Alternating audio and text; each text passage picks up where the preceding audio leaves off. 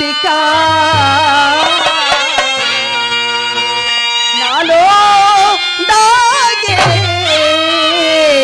నవభావముల పలుకవే వీణా పలుకవే వీణా నాలో దాగే నవభావముల నాలో దాగే నవభావముల పలుకవే వీణా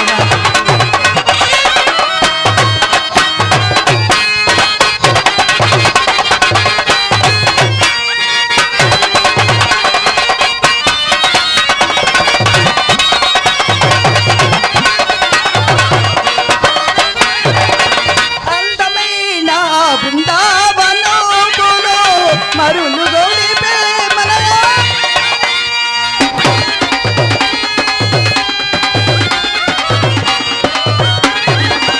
అందమైన బృందావనములు మరులు గోడిపే మనయా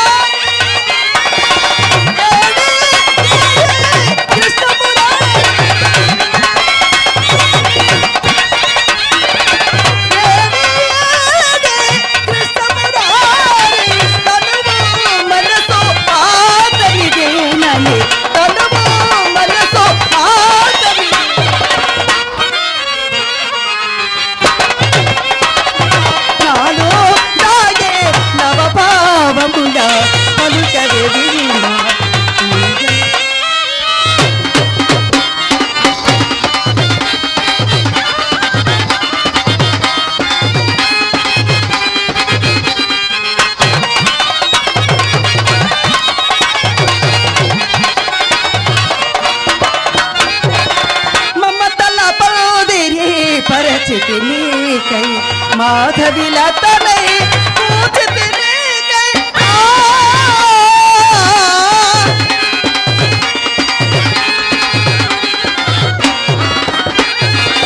మమతల పాదిని పరచితి నీకై మాధవిలతనై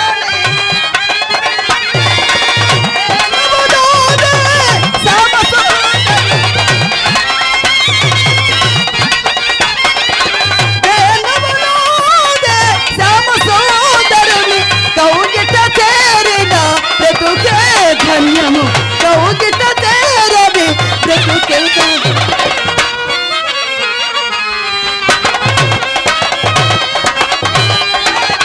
నవభావముల పలుకవే వీణా తీయని గీతికా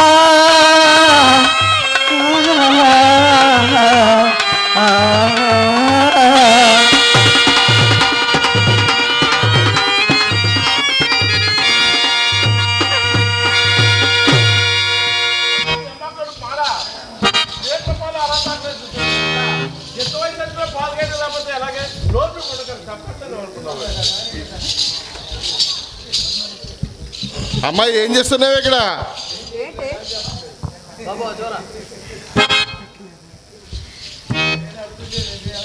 ఏం చేస్తున్నావు ఇక్కడ? ఏమిటమ్మా ఏం చేస్తున్నావు తల్లి ఇక్కడ అని అడుగుతున్నాను. ఏమున్నది, ఆ శ్రీకృష్ణ పరమాత్మని ధ్యానించుకుంటున్నానమ్మా. నా తల్లి దేవుని ప్రార్థన చేస్తున్నావా? దేవుని ప్రార్థన చేయడం తప్పను, కానీ ఎక్కడో చిన్న చిక్కు వచ్చింది. ఏమిటా చిక్కు? బాగుంది అని భక్తి బ్రాహ్మణ నత్తి ఉండకూడదమ్మా. బాగుంది అని భక్తి ఉందనుకో తడి మడి అని కూర్చుంటే మన ఇంటికి ఎవరు వస్తారు? అదే బ్రాహ్మణ గారి నత్తి ఉందనుకో పెళ్ళిళ్ళకి పూజలు ఎవరు పడరు. ఎప్పుడు ఏటా పాటే కానీ నా మాట ఇంత నాటకూడదేమి. ఏమాటమ్మా? ఆ భవానీ శంకరాన్ని ఇంతటితో ఈడ్చి బయట పడమే 1,00,000 సార్లు చెప్పాను. ఎందుకే మనకి రాణిస్తావు? నా మాట రానిపోకమ్మా.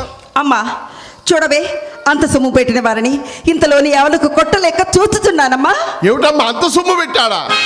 అంత ఏదమ్మా వాడు అంత పెట్టాడు? ఒకసారి చెప్పమ్మా వింటాను. అయితే ఆయన నీకు అసలేమి పెట్టలేదా?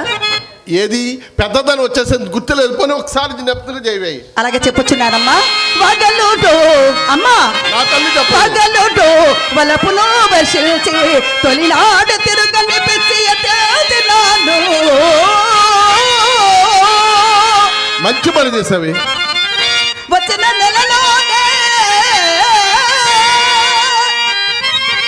బతుక మీద చేసి మాన్యముల మించినాను మనసరాళ్ళకై పట్టు పుట్టములకై ఇల్లు విక్రయము చేయించినాను దినబెచ్చములకని తినుబాటములకని పెండ్లాముండగలు మా పెంచినాను అన్ని బగలను తోపే అమ్మా నా తల్లి అన్ని చెప్పండి. బగలను తోపే ఎన్నరే తలు మాతే ఎట్టులే తలోని ఏగుమందు అతడు సురన్నా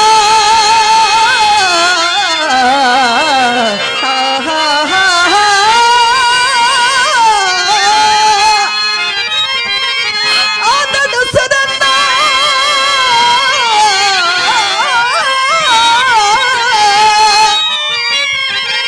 అతని కడగొండ అమ్మా నా తల్లి చెప్పండి.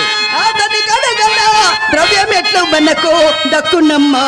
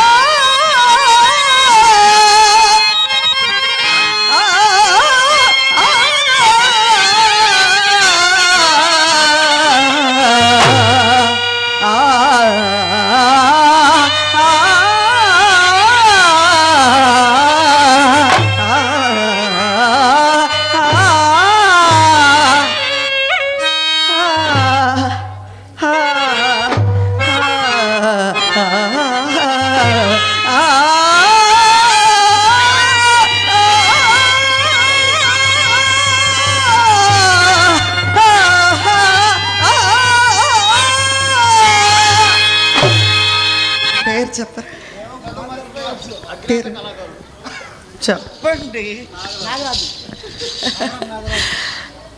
మరి ఏదో ఒకటి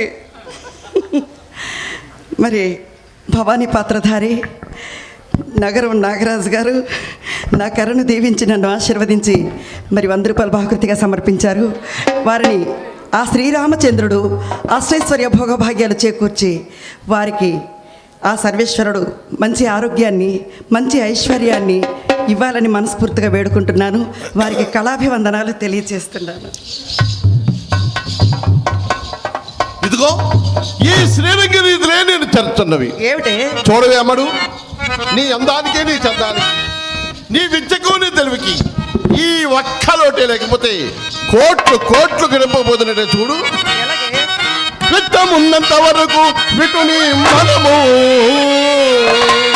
కోరి నెత్తిపై గెక్కించుకొనగా వలయు. ఏమిటమ్మా విత్తమా? విత్తముడిగిన తోడన్నే బిడియముడిగి అని ఒక్క నవ్వుల బయటకు పెట్ట వలయు. అమ్మా ఏ కుక్కే? మామూలు కుక్క అది. పెంట మీద గద్దెకునుకుంటున్నారుగా అంటూ తనుముగడ్డలు ఒక్కో సచ్చినోడిని. అమ్మా ఏమిటి భలేదానివి కానీ నన్నే ఆ మాట అంటున్నావు కానీ నీ కాలంలో ఇలాగ చేసావటే? ఏమిటమ్మా నా కాలంలోనా, నా చిన్నతనంలోనా నేను ఎన్ని కొంపలార్పేసనుమన్నని, ఎన్ని కాపురాల్లో చిచ్చు పెట్టేశాని. కాపురాలు చిచ్చు పెట్టావా? అవుని. నేను మంచి వయసులో రోజుల్లో ఈ మునుకుదురు గ్రామంలో ఏ ఒక్క మగవాడినైనా ఇంటి దగ్గర వాళ్ళ భార్యలతో కాపురం చేయనిచ్చానంటే మన ఇంటి చుట్టూ బొంగరం దిప్పుని తిప్పాను. నా వయసులో చేసిన ముచ్చట్లు చెప్తున్నాను చూడవే. కడులోబి అయినను కరగించి క్షణములో కొసరి కొసరి వందలు వేలు గుంజినా పుల్.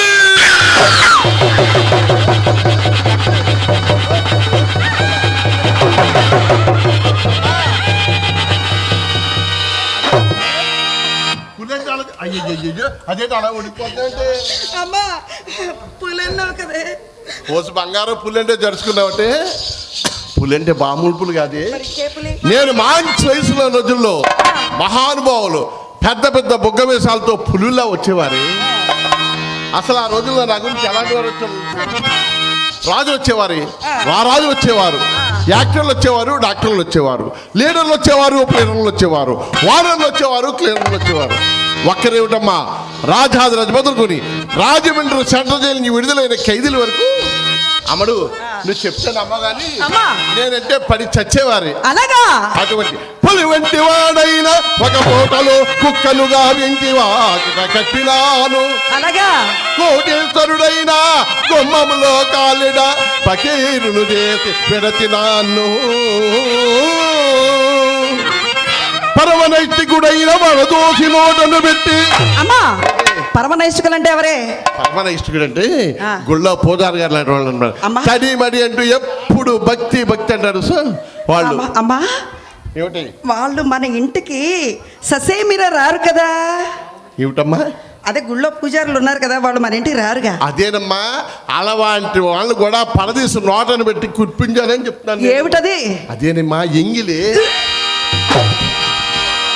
కళాభిమానులు, కళా పోషకులు, తోటి కళాకారుడు భవానీ పాత్రధారి నగరం నాగరాజు గారు, భవానీ పాత్రధారి రాముడు కృష్ణుడు ఇత్యాది పాత్రలు పోషిస్తున్నటువంటి తోటి కళాకారుడు మరి సోదరుడు నగరం నాగరాజు గారు సోదర వాత్సల్యంతో నా కళ్ళ ప్రోత్సహిస్తూ నన్ను ఆశీర్వదిస్తూ నాకు ఒక 100 రూపాయలు కనుగొంచారు.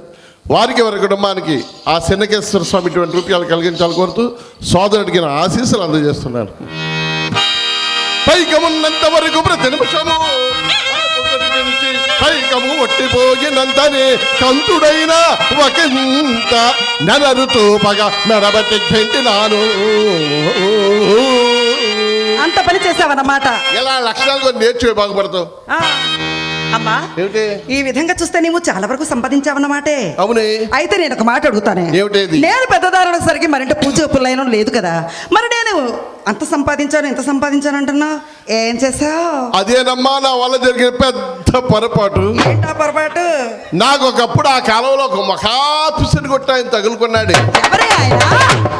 సందగాడు వచ్చేసేవాడే మహానుభావుడు. తెల్లవాళ్ళు కూడా నాతో ఒకటే మాటలు మాటలు మాటలు మాటలు. ఆ, అసలు నోట్లు బయట తీసేవాడిగా అదే. ఎప్పుడెప్పుడు నా జేబులో చేయి పెట్టేవాడే. ఏమైనా తీస్తాడు చూసేదాన్ని. అయ్యో అరగంట గొక్కులు ఉడిచేయి బయటికి తీసేవాడు. అయ్యో ఇంకే తన దగ్గర డబ్బులు ఎలా సంపాదించాలని ఆలోచించగా ఒక పని తట్టింది. ఏం చేసావే? కాస్త త్రాగుడు అలవాటు చేస్తే అప్పుడే త్రాగిన మైకులో ఇస్తాడు అనుకున్నాను. ఆ. మహాగట్టుకుడే అమ్మా ఓ రోజు ఏమన్నాడు తెలుసా? ఏమన్నారు? శ్రీహరి నువ్వు కూడా నా ప్రక్కన కూర్చొని తాగిపోతే తాగలేని మొండుకేసి కూర్చున్నాడే. త్రాగబట్టే మరి ఏం చేస్తామే? అయ్యో. అవసరం మంది అవకాశం అయింది. పైగా ఈ తాగేవాళ్ళతో పెద్ద చిక్కేండి తెలుసా? డబ్బు లేకపోతే నిన్నో నన్ను అప్పు చేసి తాగుతారు. అయ్యో బాబు. జత లేకుండా తాగినే మహానుభావులు. ఆ, ఆయన ఒక అర గ్లాస్ వేసుకునేవాడి, నేను ఆయన కోసం ఒక గ్లాస్ వేసుకునేదాన్ని. ఒక్క గ్లాసు. ఆయన ఒక గ్లాస్ వేసుకునేవాడి, ఆ, నేను తప్పడు చేసా వేసేదాన్ని. తప్పుడా? తప్పడు చేసాను తెలియదా? ఏంటది? అయ్యయ్యో ఎలక్షన్ వచ్చినప్పుడు మగాళ్ళకి ఇదే ఇస్తారు కదా తప్పడు చేసా. అంటే ఏమి లేదు బ్రాంచ్ చేసేసాలి. ఓహో. దాన్ని మామూలుగా ఇలా పట్టుకుని మోస్తే రాదమ్మా. అలా పట్టుకుని అలా బొడ్డు పెట్టుకు వస్తే అప్పుడు వస్తుంది. అమ్మా అప్పుడు ఎగిరి పడుతుందేమోనే. ఎగిరి పడది దానికి అది అలా తీయాలి. కావాలంటే మన అడవి బ్రాహ్మణుడు అడుగు చెప్తాడు. అమరు ఆయన తప్పడు చేసి వేసుకునేవాడా, నేను పులి బాటలు పట్టించేదాన్ని.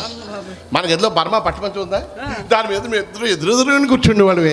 తెల్లవాళ్ళు కూడా నువ్వు వేసుకో నువ్వు వేసుకో నువ్వు వేసుకో నువ్వు వేసుకో నువ్వు వేసుకో నువ్వు వేసుకో నువ్వు వేసుకో.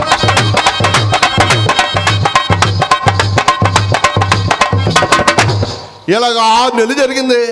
మహానుభావుడు నరాలు చెప్పి రావడం మానేశాడు. ఆ, రావడం మానేస్తే పోయేలేవి చేసుకున్న అలవాట్లు ఎక్కడ పోతాయమ్మా. అందువల్ల సంపాదించా సారాధితులే నల్ల మందికి చుట్టముక్క అయిపోయింది, ఏం మిగలలేదే తల్లి. చూడవే, వయసులో ఎంత గడిచినను వార్ధక్యం వచ్చేసరికి మన ఇంట కూడు గుడ్డ ఉండరాదని మన కురుమనుకు అదేదో శాపం ఉండదు కదా. ఎవరు చెప్పారే? పూర్వ బిడ్డలు వయసు మళ్ళీ వారక అప్పుడు ఆ శాపాన్ని పడిపోయిన తల్లి. ఎంత చేత పూర్వ బిడ్డలు వయసు మళ్ళీ వారక అందరు వాడిపోవాలి చూసిన వారి. మరి ఇప్పుడు వారే మరి ఇప్పుడు కొనాలి ఏం చేస్తున్నారు తెలుసా? బొడ్డు కిందకి చేతికెట్టిన ఆడదాని బొమ్మ ఆ. ఆ సెల్ ఫోన్ యూట్యూబ్ లో చేస్తే వాళ్ళు సొంగలు కట్టుకుంటూ మర్చిపోతున్నారు. ఛీ, అందువల్ల ఇప్పుడు ఆ శాపాన్ని పడి ఉంటుంది. కానీ ఆ నమ్మకడేడే ఎవరే ఆ ఇంకో పక్షి అక్కుపక్షి ఎవరు? ఆ పీనుగా పీనుగా. ఆ భవాని సిగ్గిన అమ్మా! ఏమే మీ అల్లుడు గారిని అంత లేసి మాటలు అనకే. అల్లుడా అద్దానువా ఏముందే వాడి దగ్గర అల్లుడు అనడానికి?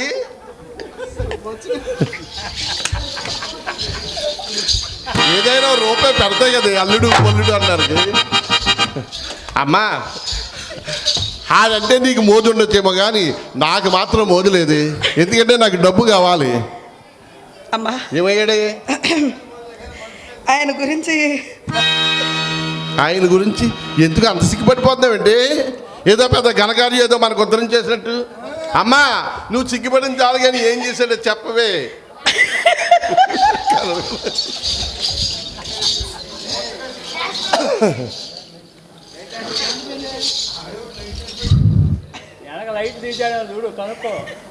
బాబు లైటింగ్ లైట్ అయినా మా అమ్మాయి సిగ్గుపడుతుందని ఆపేసావా?